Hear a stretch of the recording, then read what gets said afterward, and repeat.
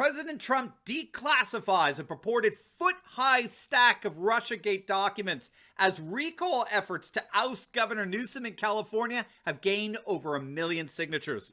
In this video, we're going to take a look at the report of Trump declassifying documents related to the Russian collusion fiasco, how such declassification is exposing a massive divide between the political class and the people, and how that divide may indeed topple the governor of one of the nation's most liberal states. You are not going to want to miss this. Greetings, everyone. Dr. Steve here with you. Wonderful to be with you as always. We believe the worldwide populist revolt has just begun, and we're here to give you conservative hope in the midst of admittedly turbulent and trying times. So if you haven't already done so, you know what to do. Make sure to smack that bell and subscribe button. We would love to have you as a regular part of this channel, where each and every day we analyze often distressing current events, but always in light of very hopeful conservative trends so that you can think better and therefore feel better. Before we dive in here, make sure to click on the link below and head on over to my special website for My Patriot Food Supply. Gang, as we saw with the whole pandemic insanity, we cannot wait for an emergency to happen before we respond to one. And no one makes preparing for an emergency more ridiculously easy and affordable than My Patriot Supply. They are simply the best. Their food kits last up to 25 years in storage. They include breakfasts, lunches, and dinners. And best of all, they have a guarantee policy that's going to absolutely knock your socks off. And if you act right now, you can save 20% off a full 4-week emergency food supply when you click on that link below to my special website. So do not wait. I've got my food supply. Make sure you get yours. Click on that link below or go to preparewithsteve.com. Save 20% off your very own 4-week emergency food supply today. All right, gang, let's dive right in here. President Trump is going to start declassifying documents related to the investigation into the whole Russian collusion fiasco. It was a story that was broken by John Sullivan of Just the News, and it has been picked up by a number of media outlets. This one from PJ Media. With less than a week left in office, President Trump is declassifying a massive trove of FBI documents relating to Obamagate, including FBI documents showing the Russia collusion story was leaked in the final weeks of the 2016 election in an effort to counteract Hillary Clinton's email scandal.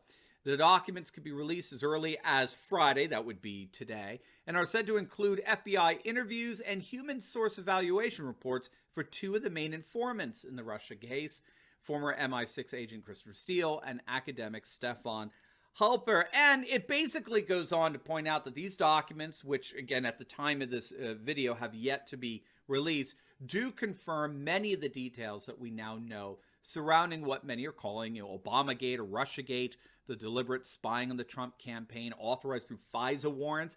FISA stands for Foreign Intelligence Surveillance Act, that were appropriated knowingly based on a phony Russian dossier that supposedly had all this dirt on Trump, that was bought and paid for by the Clinton campaign and ultimately used to distract the public with the help of the fawning media from her email scandal back in 2016. We now know that in order to spy on Trump's campaign, the FBI relied heavily on a false dossier in order to obtain their FISA warrant to surveil Carter Page, Trump's former campaign advisor, and it just went downhill from there. Again, this is from John Sullivan.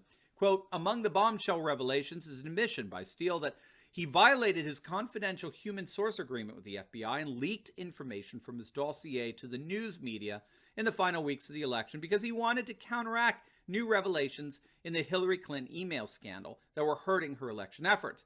The former foreign intelligence officer made the confession in a fall 2017 interview with agents. Steele, who was hired by Clinton's campaign law firm to compile anti-Trump dossiers attempting to link Trump to Russian influence, told agents he had 2 clients at the time, Clinton and the FBI, and chose the interests of the Democratic candidate over the Bureau in the leaking, close quote. Now, as these documents, these declassified documents come out over the next several days, we may be in for some pretty startling revelations for sure. We'll have to find out. And depending on the nature of the documents, we'll have to see if Trump is starting to go scorched earth here in terms of what he decides to declassify.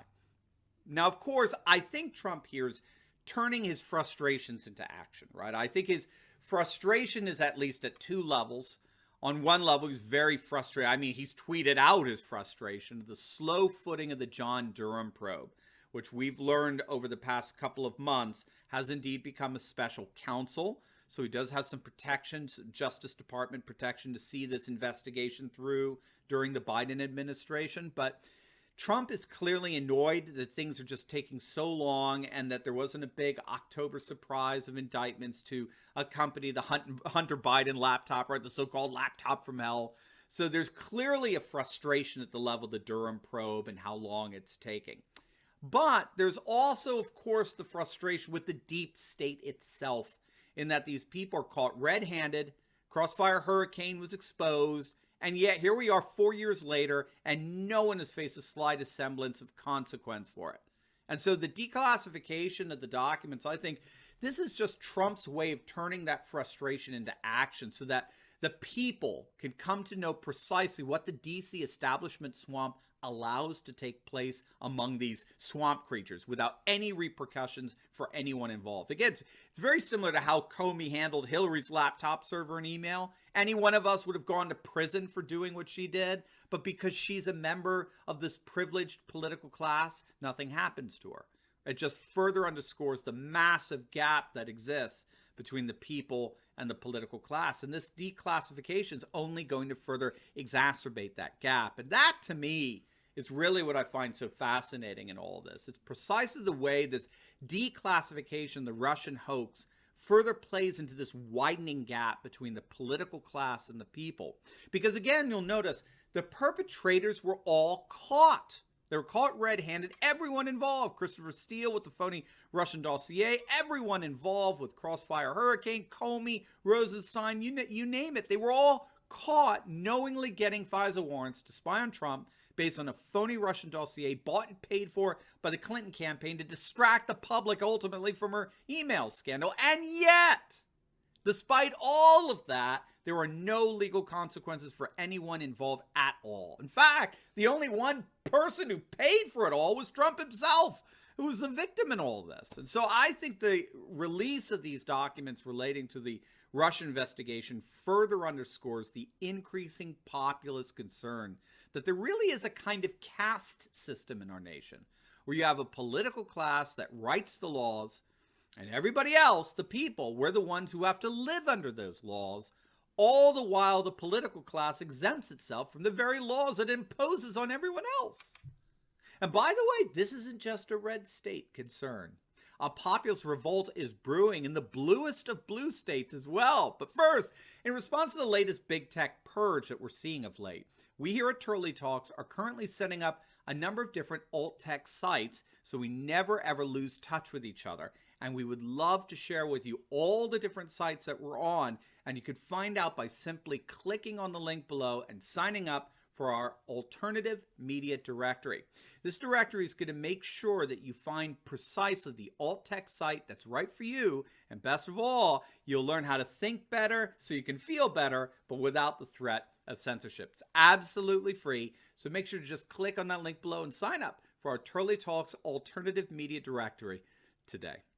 All right, gang, so I'm sure you've all heard by now that Governor Gavin Newsom in California may learn the hard way that there is an increasing resentment against politicians passing laws that they then exempt themselves from following. The petition to recall Newsom that we've been reporting on has indeed passed the threshold of over 1 million signatures. They have 9 weeks to get the next 500,000 needed to place the measure on the ballot. This is pretty darn impressive.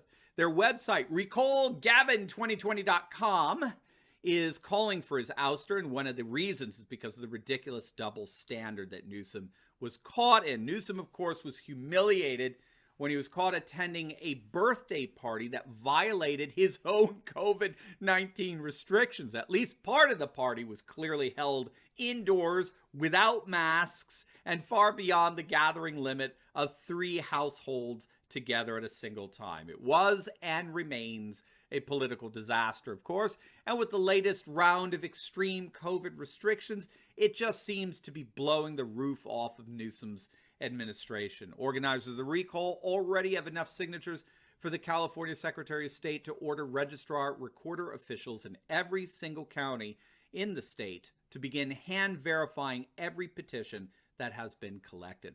Among the grievances that are galvanizing Californians like never before, the Recall Gavin Newsom organization cites Newsom's blatant violation of his own COVID restrictions. The mass exodus of residents has only been exacerbated under Newsom. According to the U.S. Census, every year for the past 15 years, an average number of 100,000 Californians leave the state as over and against those who move in. And California taxpayers, they're livid over Newsom's generous welfare handouts to illegal immigrants. So we can see with the recall petition getting over 1 million signatures that these populist sentiments, this resentment over our political class passing laws that they exempt themselves from, are even found in the bluest of blue states. This is one of the reasons why we can say with confidence that the populist revolt is just beginning. Populism, the people versus the political class, is indeed the wave of the future. Now, before you go, make sure to like this video, comment down below, and subscribe to my channel. And you'll definitely want to check out my latest video. I just uploaded it on how Liz Cheney and the neocons are facing a massive backlash as 2 rural counties have voted to secede. You're not going to want to miss that. So make sure to click on the link, and I will see you over there. God bless.